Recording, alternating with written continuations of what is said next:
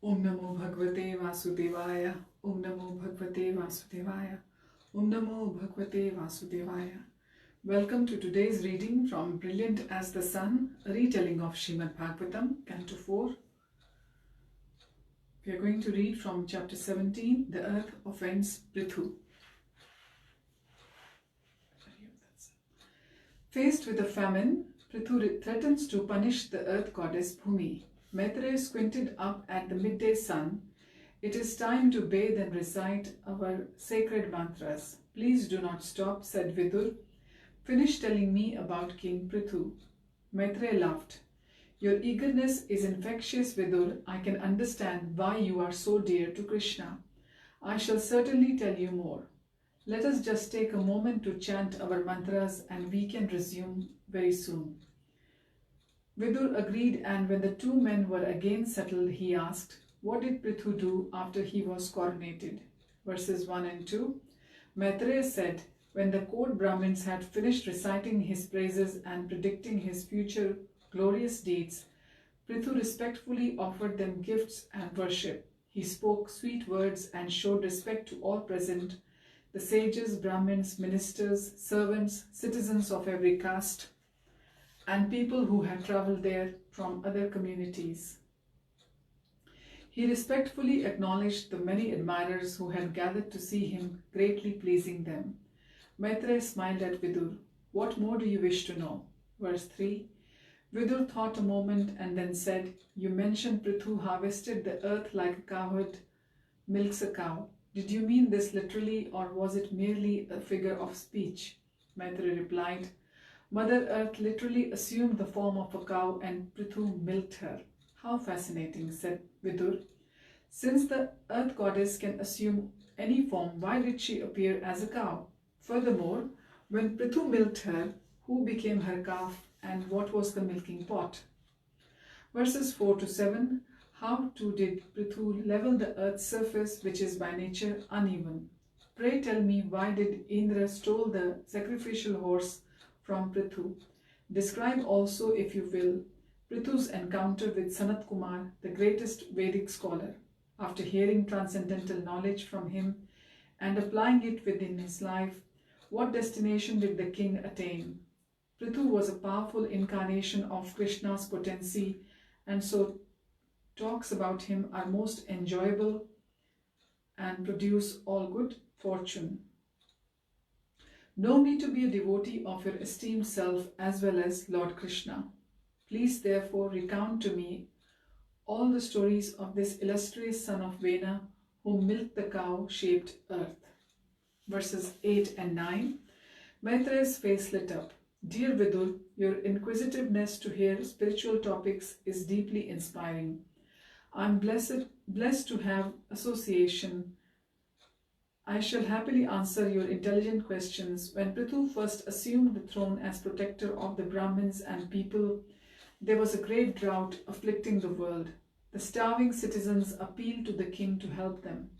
Listen as I describe what happened. A group of leading citizens entered the throne room.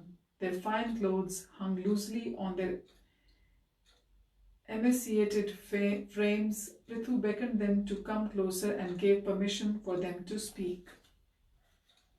Verses 10 and 11.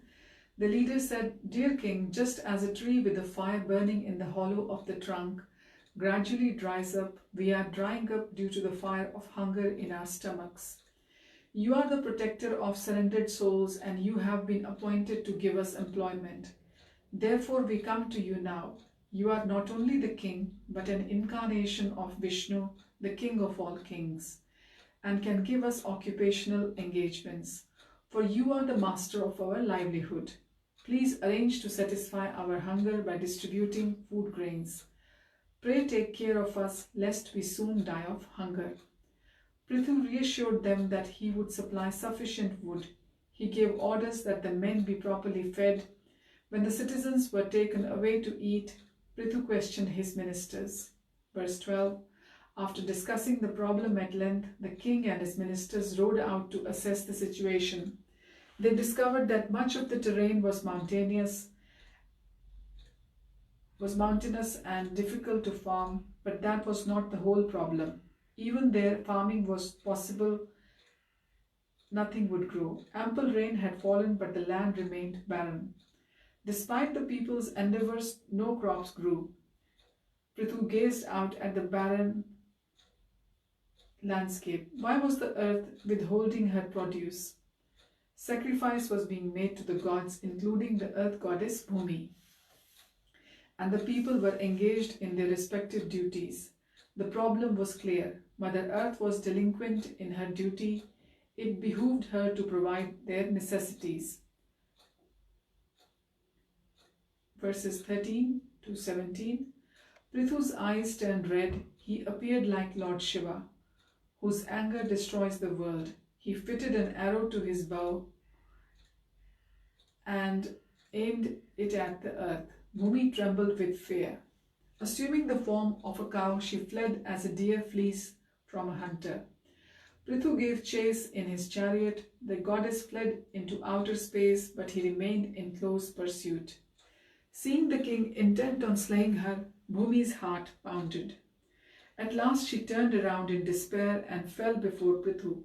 Prithu glared at her with coppery eyes, his bow still raised. Verses 18 to 21, Bhumi said, "My lord, you are the people's protector. Why do you wish to kill me? I have committed no sin. As the king, surely you know that neither the innocent nor women should be killed. Since I am an innocent woman, I do not know why you wish to kill me. Even if a woman does commit a sin, still no one should place a hand on her. So why is it that you, the king and merciful protector of the poor, wish to harm me? My dear king, outer space is just like a great ocean.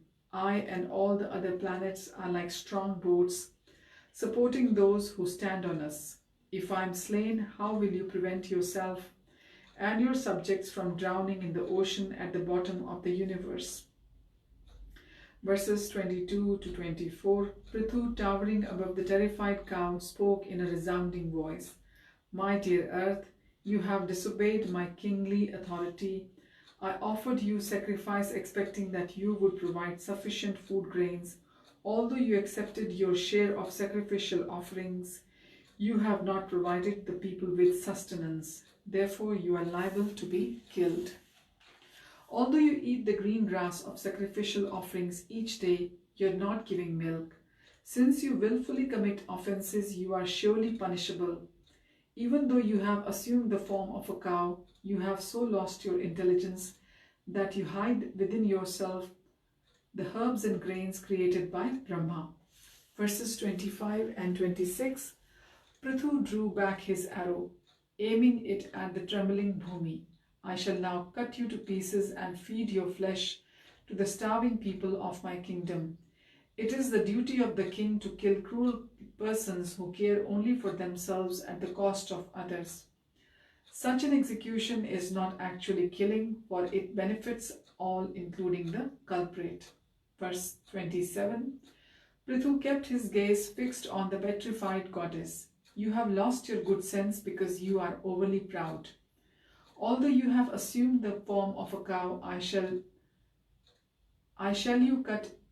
cut you into small pieces like grain. Do not think you are indispensable. I am capable of upholding the entire population by my own mystic power." Verses 28 to 29, Bhumi shook violently. Prithu looked as frightening as Yamaraj. She bowed low before the king, her front hooves together in a prayerful attitude. In a quavering voice, she said, "I offer my respects unto you, the Supreme Personality.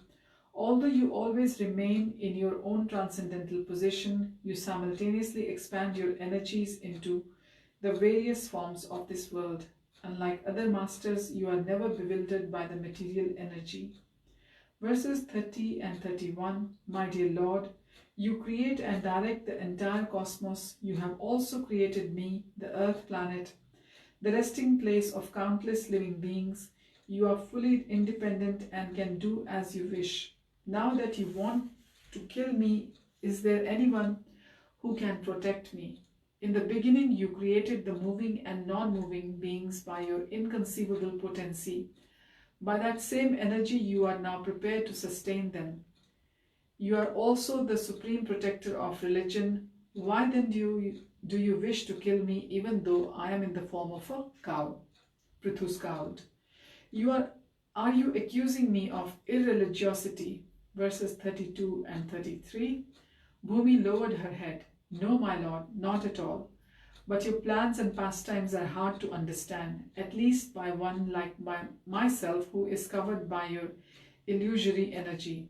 For example, you are the one person and yet you expand yourself into many forms. Although you are the ultimate creator of the universe, it appears as if Brahma creates. Therefore, I simply offer my respects to you, who possesses inconceivable energy. You generate the entire cosmos with its elements, senses, intelligence, false ego, controlling gods, and many other ingredients. Not only are you its creator, but also its maintainer and destroyer. By your supreme will, everything is sometimes manifest and sometimes not. I offer my respectful obeisance to you, the Supreme Person, the cause of all causes. Verses 34 and 35.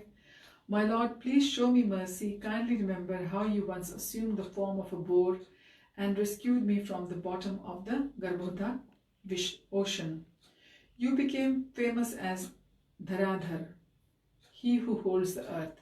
Yet now, with your sharpened arrows, you wish to kill me, who like a boat keeps everything afloat, and who am one of your own energies, composed of the three material modes. Verse 36. Bhumi shook her head. I am completely bewildered by your acts. It is impossible to understand your pure devotees' actions. What to speak of yours? Everything appears contradictory and astonishing to me. So this brings us to the end of chapter 17. The earth offends Prithu. Thank you for joining. Wish you all a blessed day ahead. Hare Tat Sat. Hare Krishna.